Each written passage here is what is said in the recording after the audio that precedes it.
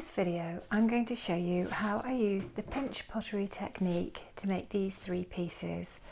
I'm going to start off just showing you the basic pinching technique where you can make little pieces like this little pinch pot candlestick holder. And then I'm going to show you how I made this pinch pot bowl with a foot. I'll show you how I put the foot on it. And I'll also show you how I made this mug as well. This mug was made using the pinching technique. And then lastly, I will show you how I made this vase using the pinching technique, how I joined these two pieces together to make a vase shape and added the neck.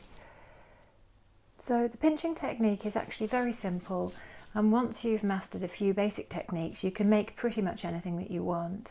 So I really hope you enjoy the video. If you do, please do give it a thumbs up and subscribe to the channel, and then you'll get a notification when I upload a new video. Thanks for watching. So this video is starting off with a description of the basic pinch pottery technique. You start off by rolling the clay into a smooth ball in your hands, and then support the ball with one hand and then press the thumb of your other hand right into the center of the clay. And then using a pinching mechanism with your thumb and your forefinger, you start to pinch around the ball of clay, opening the clay out. And you're using straight finger and straight thumb. Rather than pinching with the tips of your fingers, you're pinching with the entire length of the finger and the thumb, and this will open out the clay into a bowl shape. As you're pinching the clay, what you're trying to do is you're trying to get the thickness of the bowl even throughout, so you can feel with your thumb, between your thumb and the supporting hand, how thick the clay in the base of the bowl is. And also as you work your way around, you're trying to pinch it so that the wall of the pot is an even thickness right the way around. And you'll notice sometimes as you're working that you might get tiny cracks along the top edge of the pot, which you can just smooth out with your finger. And the reason for that is just that the clay is getting stretched as you're pinching it out, and it's a good idea to smooth it out whilst the cracks are just small, because if you carry on pinching, the cracks will just get bigger. So smooth them out whilst they appear. And that is the basic pinch pottery technique, which we'll be using to build on with other projects throughout the rest of the video. So here is a bowl that I made using the pinch pot technique, and this is how I made it. I started off with a ball of clay about the size of a large orange, and then pressed my thumb into the clay, into the centre of the clay as far as it'll go. Because it's a larger piece of clay, I could tell that the clay at the base of the pot was still quite thick. So I start pinching the clay out using the technique that I showed you earlier on.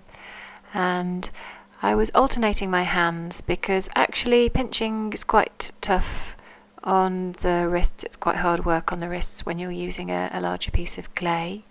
So just alternating hands and gradually pinching the clay out and trying to form a bowl shape. Because the clay at the bottom of the pot is still quite thick, at some point what I start doing is using the tips of my fingers and compressing the clay at the base of the pot.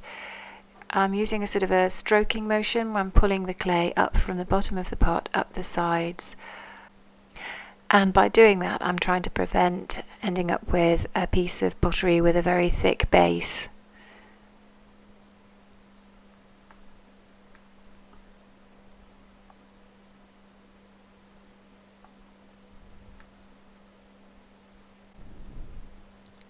So I just carry on using the same techniques of pinching the clay and then pulling the clay up from the base of the pot, up the walls, up the sides, and then also using my hands to curve and shape the clay into the shape that I want it to be.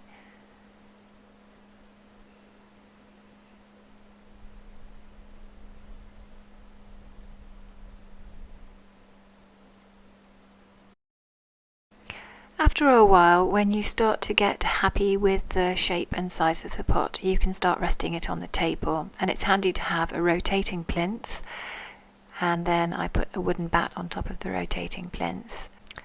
And now I'm just shaping the bowl a little bit. And here what I'm actually doing, because it's still a bit of a rough shape, what I'm doing is I'm just pressing the clay out there to make the sides of the wall curve a little bit more, to make the shape a little bit nicer to look at. A bit more of a smooth half circle. And just carrying on thinning out the walls a little bit too.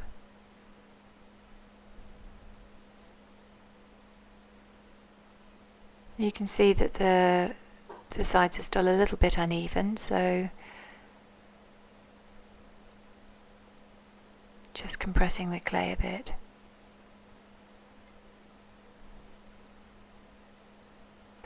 And all of this doesn't take very long. I think this probably took about 10 minutes to get it from being that ball shape about the size of an orange to what I'm working on now.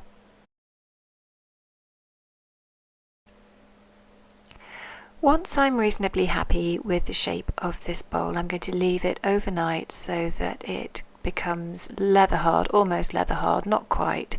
Usually what I do is I'll wrap it loosely in a plastic bag overnight, and by the time I work on it the next day, it's relatively firm to work with. So what I'm using there is a little wooden paddle, and I'm just tapping the base of the bowl to flatten it so that it stands flush against the table. And before I wrap it in the plastic bag, I'm going to make a rough foot ring. I'm not going to attach the foot ring today, but what I'm going to do is I'm just going to position a piece of clay where the foot ring is going to be so that they are both but have the same level of moisture the next day. So I roll a coil of clay, and then I just wrap it around the piece so that I've got an idea of how large I want the coil to be. And then using a serrated tool, I'm just scoring into the ends of the two ends of the coil, and then I paint a bit of slip, which is just water and clay, onto the end of the coil, and then press it together and blend it. And the scoring and putting a bit of slip on it will act as a way of helping the two ends of clay to firmly bond together. So just blending it in to make one single coil.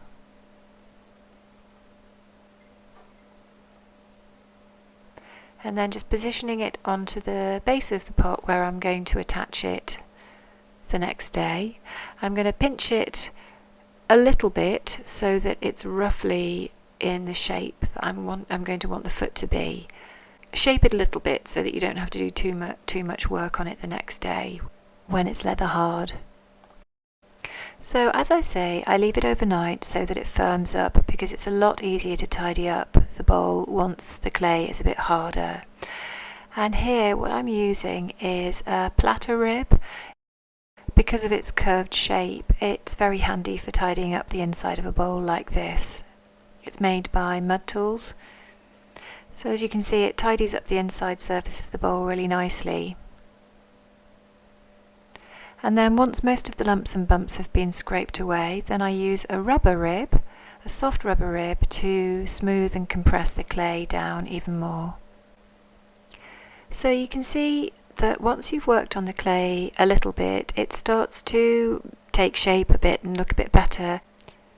There is a rather dispiriting stage when you're hand building clay, particularly using the pinching technique, where it looks really quite rough.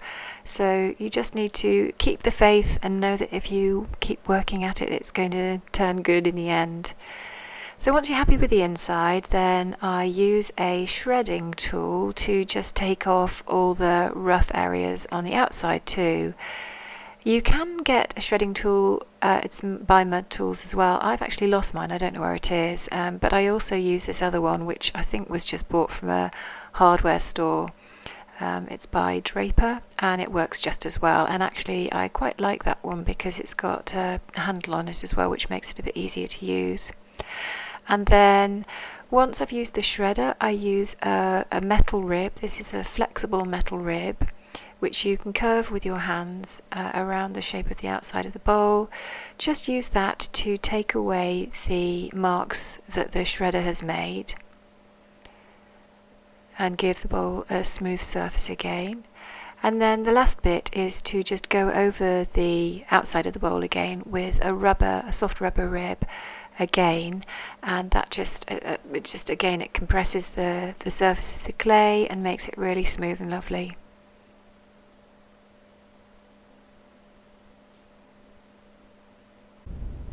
So there's the foot ring that I made yesterday, and it's also leather hard, so it's a lot easier to work with now. So I'm using the tool with the serrated edge. It's just a rib with a serrated edge to score into the clay where I know the foot is going to be attached, and again I score the foot ring itself. And then when both sides have been scored, I paint a bit of slip onto both surfaces so that when you compress the two pieces together they will bond together really well. So put it in position and make sure you line it up correctly. And then using a wooden tool, I just blend the foot ring onto the bowl itself.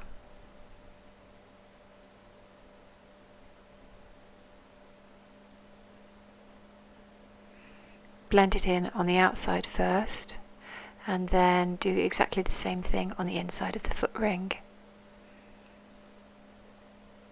This gives you a nice smooth finish, and it also makes sure that it's really firmly attached to the base of the bowl.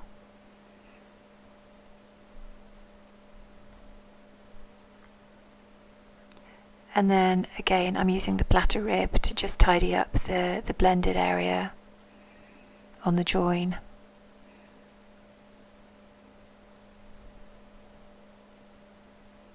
And again tidying it up with the rubber rib. And you can see here why that turning plinth is really useful.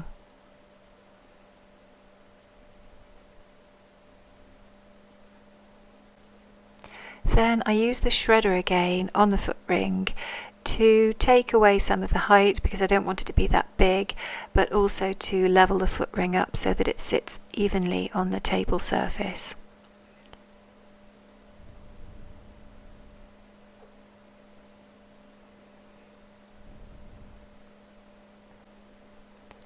Then I use a combination of the metal rib and the rubber rib just to tidy up the foot ring. And then don't forget, of course, that the tips of your fingers are really useful tools just to do a final bit of smoothing as well. And then I repeat the process on the lip of the bowl as well, just leveling it off first. But also I'm going to have to thin that lip down as well because it's a bit chunky at the moment, so I just run the shredder around the outside edge and the inside edge. Now this is a little tool that I made myself out of an old credit card. I just cut some little nicks, some little curved nicks out of the card, and it's very handy to use just to run it along the top edge of the bowl just to smooth it out and get rid of any imperfections.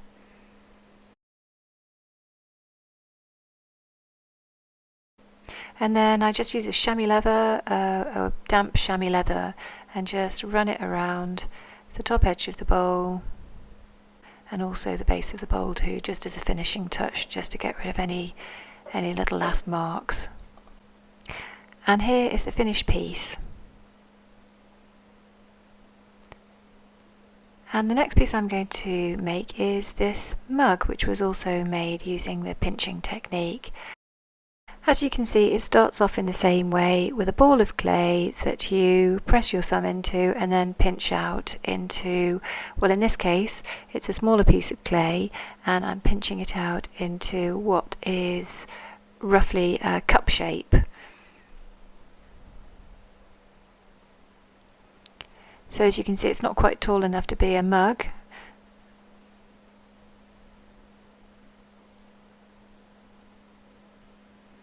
But I'm going to show you how to make it into a taller mug shape. What I do is I take a chunk of clay and roll it into a coil. A reasonably chunky coil, that's probably about 1 inch thick, and then cut off a length. Now what I've done is I have cut a piece of string which I know is the circumference of the top of the cup so far. So I put a piece of string around the top of the cup and then measured it and then cut it off so that I could then easily get a clay coil that was the correct size for the cup. And then it's the same technique of scoring into the ends of the coil, painting them with a bit of slip, blending them together to make one donut shaped coil, and then using the serrated rib to score into the cup too.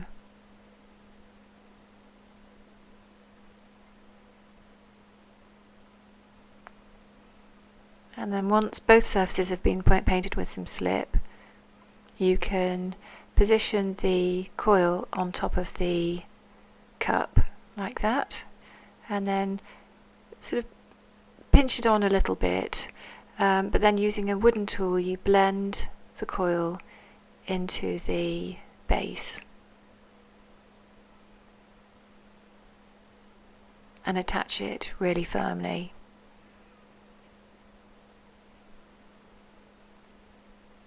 And then repeat the process with the outside.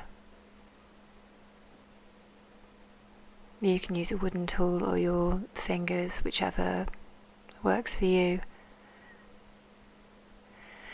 And then what you're going to do with the extra clay coil that's been added to the top is you're going to pinch that up. As you can see, I'm pinching it up, so it's going to add a bit of height to the cup to make it more into a mug. And it's easy when you're doing this. If you were to just kind of pinch it out merrily, what would happen is it would just, the clay would spread out and it would become a large bowl shape. So what you have to do when you're pinching it is to pinch it up, but also you're sort of pinching it up and pressing it together at the same time. So if you can see what I'm doing with my fingers there, I am pinching it up, but I'm also sort of bringing the clay together by pinching my fingers together. So the clay is going up, but it's not just fanning out into a great big bowl. It's going upwards rather than out.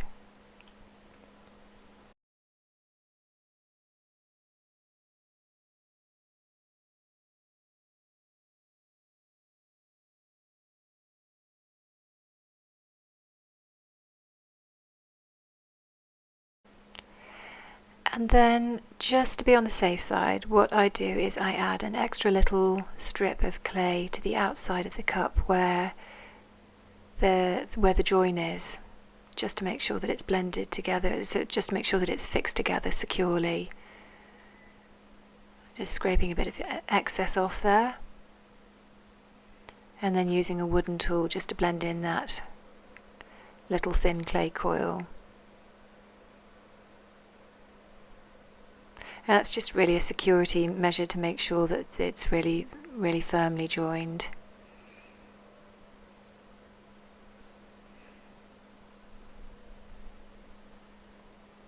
And then tidying up some of the rough surface with a metal tool, really just to make your job easier the next day.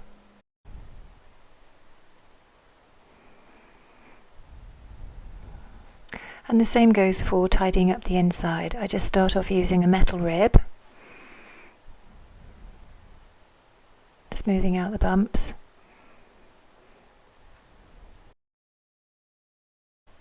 And then compressing the clay with a rubber rib.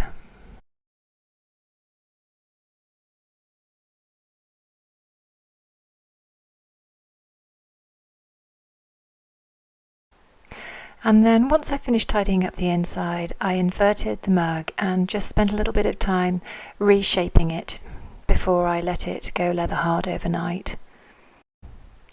And this is me rolling a coil of clay to make a foot ring for the cup. It's really just the same technique that I used on the bowl with making this foot ring. Rolling a coil of clay, draping it around the piece, cutting the ends so it's the correct length, and then blending, slipping and scoring the ends, and then blending the coil together to make a donut shape, and then leaving it on the cup or the mug overnight, just so that overnight they both become as hard as as leather hard as one another. And here what I'm doing is I'm just pinching it a little bit to make it into more or less the right shape for the cup. So that's left overnight, and then the next day, as you can see, it's quite a lot firmer, the clay's a lot firmer, and I'm just going to tidy up the inside using the platter rib.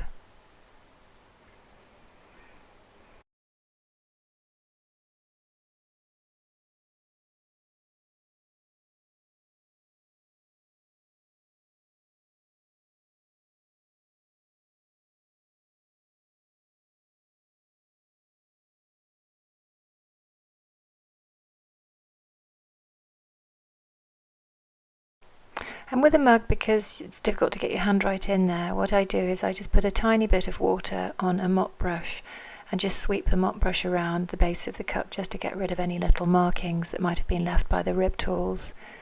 But just use a very small amount of water, you don't want to put too much in there because it'll make the clay go soggy again. And then what I'm doing is I'm just using the shredder to take away the rough surface of the mug, and also trying to thin down the clay walls as well, because they're quite chunky at the moment. And once again, just tidying up the marks from the shredding tool with a metal rib.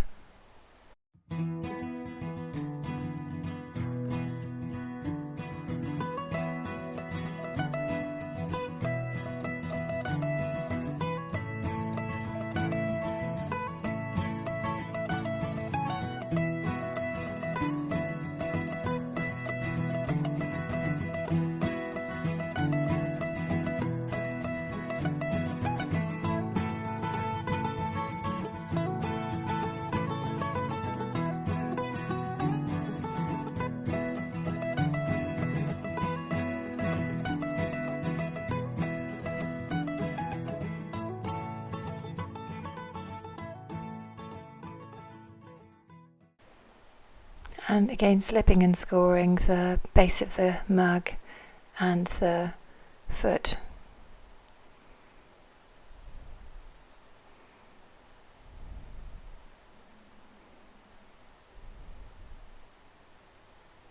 And then blending it in using a modelling tool.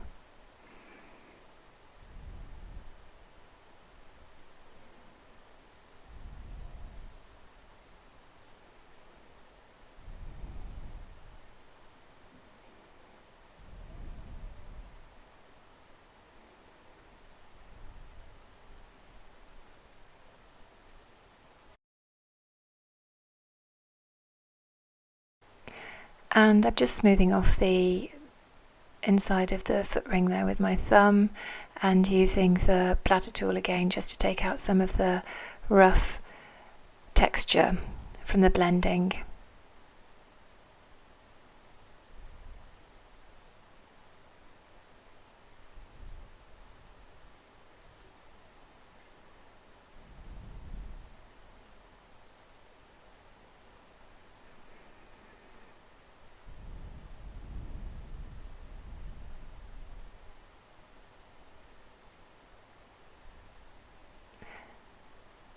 And then again using the shredding tool to take off some of the height from the foot ring, because it's quite chunky and big at the moment. So taking off a bit of height and also trying to level it up so that the mug stands level on the table. And then I tidy up the rim of the mug with the shredding tool, I'm levelling it out on the top, and I'm also taking some off the edge, the side edge, because at the moment it's quite thick and it's not very nice drinking out of a mug with a very fat rim. So just shaving a bit off and then tidying it up with a rubber rib. And then wiping it down with a damp chamois leather. And then just doing a little bit of final reshaping. And then what I'm going to do now is I'm going to show you how to make a handle.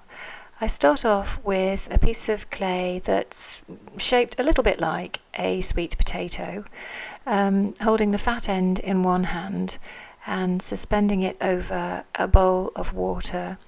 I'm just squeezing the clay to make the bottom half of the clay potato a bit thinner, then wetting my hand and then just pulling the clay, actually, and it is called pulling a handle. So I'm pulling the clay gently, elongating the clay, and I'm turning the piece of clay around in my hand so that each side of the clay gets a bit of, so that I'm working on each side of the clay.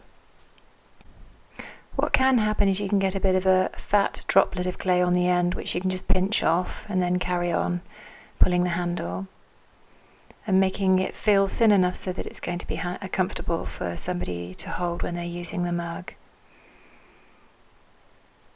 And then when it's about the right shape and length, then just pinching it off, pinch off the clay, and then put the handle on a wooden bat and let it become leather hard overnight.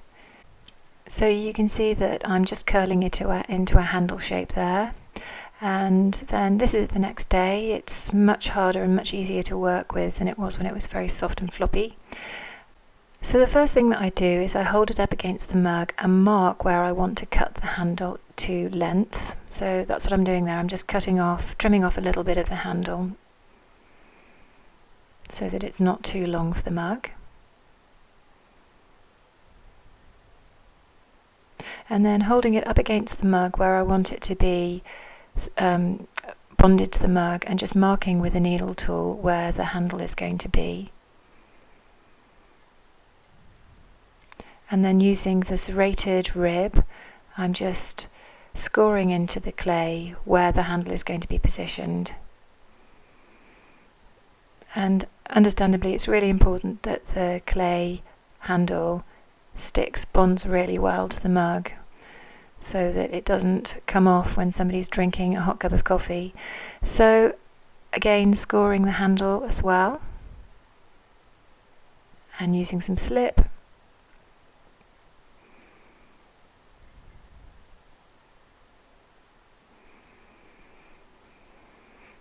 And then press the handle onto the mug as firmly as you can without distorting the shape of the mug. So you can hold the inside of the mug and press the handle on, and it will bond on quite nicely.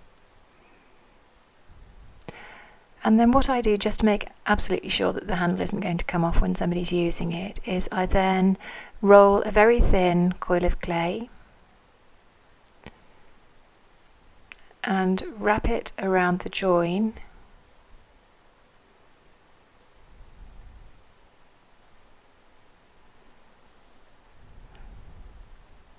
and then just press it on with my thumb into the join.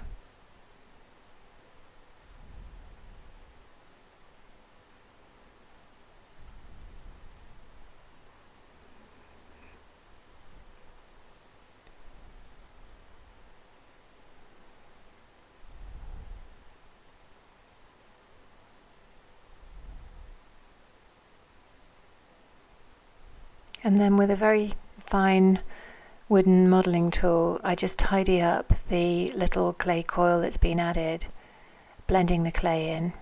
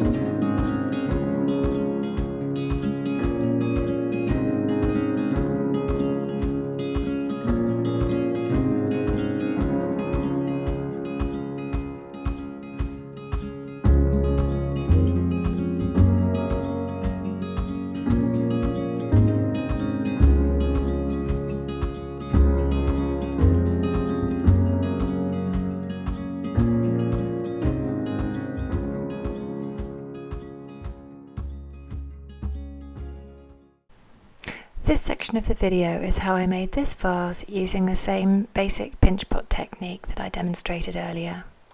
I started off with 2 balls of clay, both the same size, about the same size of 2 large oranges. I pinched the clay into 2 bowls that are the same size and shape, and before I let the bowls go leather hard, I just double check that the lip of both bowls meet each other when I put them together. I reshape them a little bit, and once I'm happy that they fit one another, I leave them overnight to go leather hard. So this is the leather hard bowl, and it's the same process that I showed you earlier on. I'm just tidying up the inside of this bowl with the platter rib. This doesn't have to be too tidy because it is going to be on the inside of the vase and it's not going to be visible, but even with a vase I like to make a bit of an effort just to tidy it up, because at some angles you can see inside a vase, so it's better if it looks tidy.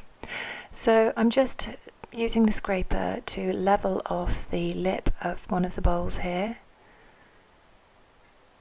and then smoothing it out on the inside so it's an even surface. And I repeat that process for the other bowl too, and then using the serrated rib, just scoring into both rims and using some slip on both sides of the vase, and then gently positioning them together and lining them up. It is leather hard, but you can reshape it still a little bit, and then just pressing them firmly but gently together so that they bond as well as you can get them to.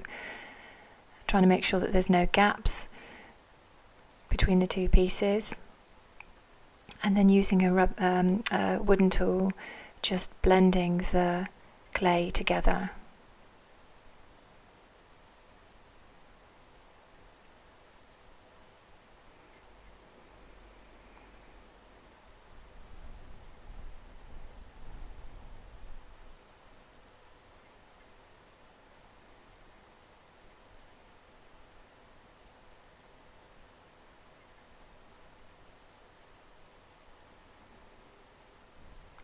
And although it's been blended in quite well, just to be on the safe side, I do make an extra coil of clay and flatten it out and then drape it around the piece where the join, where I've made the join, and blend the flattened coil in, just to add a little bit of extra strength. And the clay is very soft, so I'm not doing any slipping and scoring with the coil. I'm just blending it straight in. So flattening out, there's a bit of a ridge there, so I'm just flattening that out and smoothing it out with my thumb. And I add the extra clay coil, goes right the way around the join. And then before I let it settle overnight, I just use the metal rib just to tidy up some of the messy bits of the clay coil, so that it's easier to smooth it out the following day when it's leather hard. So this is it, it's been left overnight, it's leather hard, and I'm using the scraper just to tidy up the outside. This is a completely enclosed hollow sphere of clay, so just go over the entire thing with the scraper tool, and it looks a bit like a coconut at the moment. And then once you've done that, just using the metal rib just to get rid of those scraper marks, the serrated scraper marks.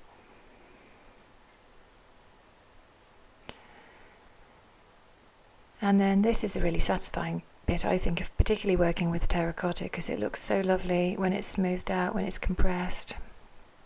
So using the rubber rib, just smoothing out any of the marks that have been left behind by the metal rib. And it goes a really lovely chocolatey, smooth chocolatey brown colour.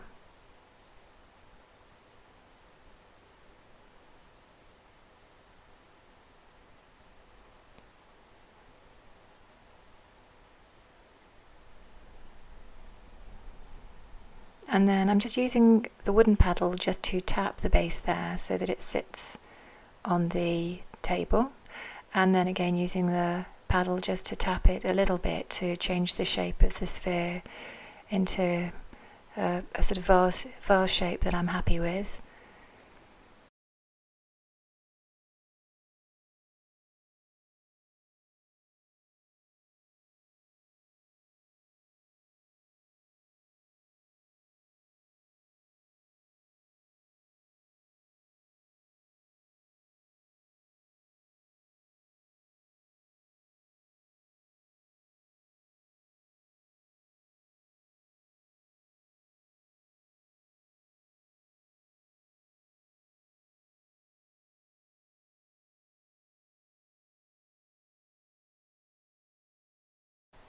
Now that is the lid of an old jam jar, which I'm using as a template for the neck of the pot. I'm just drawing around the jam jar lid with the needle tool, and then once I've done that, I mark the centre of the circle with the needle tool, and I'm using this is just a rubber ring that I've got, which just happens to be the right size. So I'm marking the centre of that ring. The inside ring is going to be the diameter of the hole going into the vase, and the outside ring is just a guide about where the external surface of the neck is going to be. So I'm just cutting out the hole going into the neck of the vase with a craft tool there. It's not the best camera angle, I have to say, my hand is in the way a lot of the time, but eventually with a bit of kind of gouging and wiggling it does come out. And then just tidying up the inside surface of the neck with a wooden tool, and also just with my finger smoothing it out. And then I build the neck up using a few clay coils. Just make a coil, measure out the length, cut it to length, and using the same technique that I used before, just scoring the ends, making it into a donut, a joined up clay donut ring by blending the two ends together.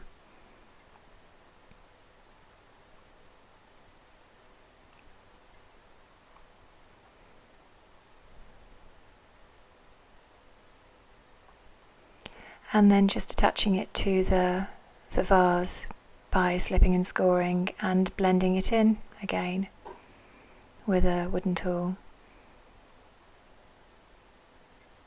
And you can really make the neck whatever shape you want it to be.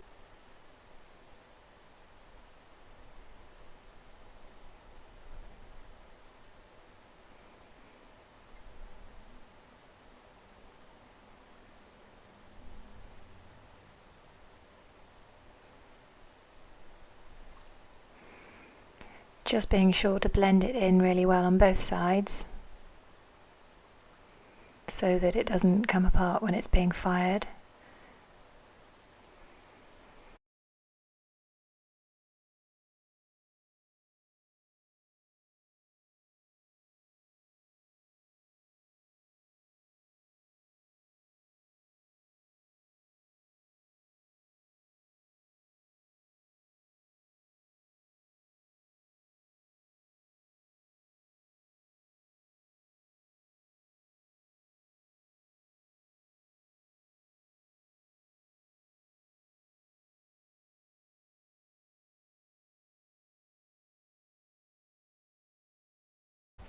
And I could have left the neck that height and shape and just tidied it up a little bit, but I decided I was going to extend it a bit, so I added another clay coil and just repeated the process.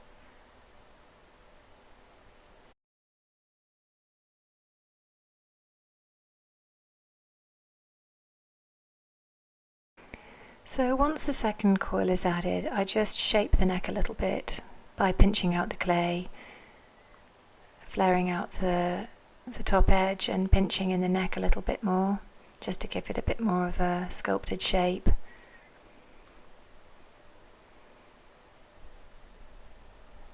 And you can see actually as I pinch it, the coil, the top coil is shifting a little bit, so it's important to just blend that in again once you've finished shaping the clay. That's what I'm doing there, I'm just blending that coil back in so it's really well attached.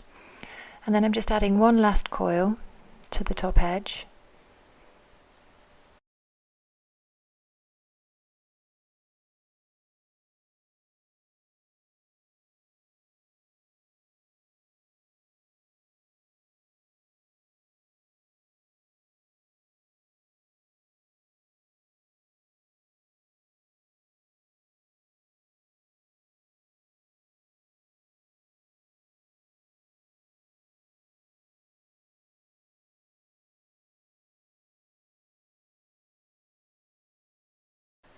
And what I'm doing here is I'm just leveling up the rim of the neck, and I actually use a spirit level just to make sure, because I find it quite difficult to do it by eye. So I just use a spirit level to see if there's one side of the neck that needs to be shaved down a bit.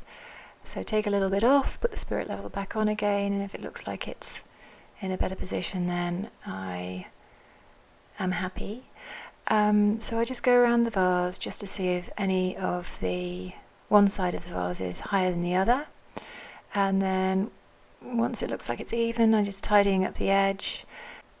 And this is a long shredding tool. I'm not actually sure what it's called. It's by Mud Tools and I don't know what they call it, but it's just, I call it a long shredding tool. It's quite handy to get into little gaps and spaces.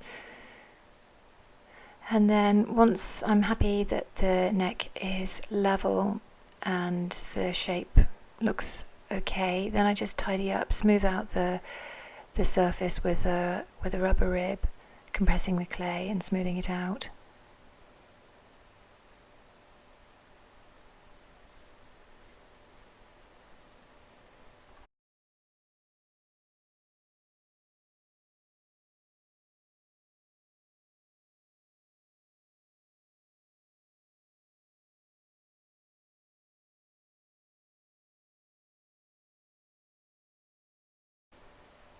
And then I just do a few finishing touches, just making sure that I'm happy with all the sort of finer details of edges and taking out any little marks that might be on the surface of the clay.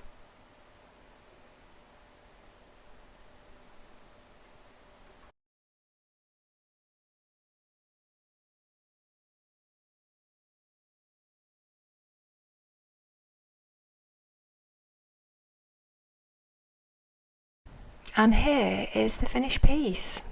I really hope you enjoyed the video. If you did, please do give it a thumbs up and subscribe to the channel. Thanks for watching. Bye!